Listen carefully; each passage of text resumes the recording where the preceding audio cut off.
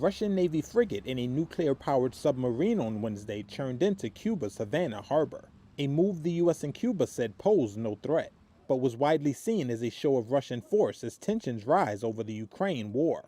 The visiting Russian warships to Cuba are Vladimir Putin's way of reminding President Biden that Moscow can challenge Washington in its own sphere of influence, too.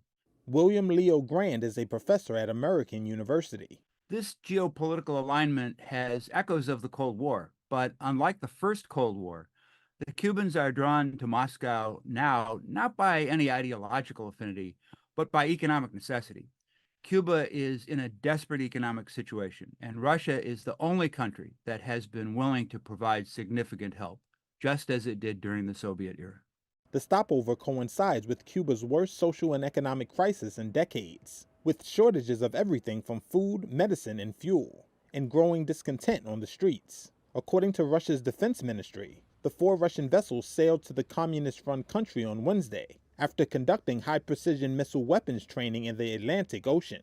Cuba's foreign ministry said the fleet carried no nuclear weapons, something echoed by U.S. officials. Curious locals, fishermen, and police looked on. It impresses me a little because I have never seen something so close, such a large ship of that magnitude.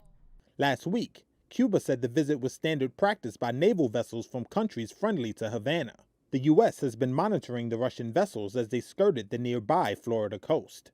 On Wednesday, White House National Security Advisor Jake Sullivan told reporters that such naval exercises were routine. The Russian ships are expected to remain in Havana until June 17th.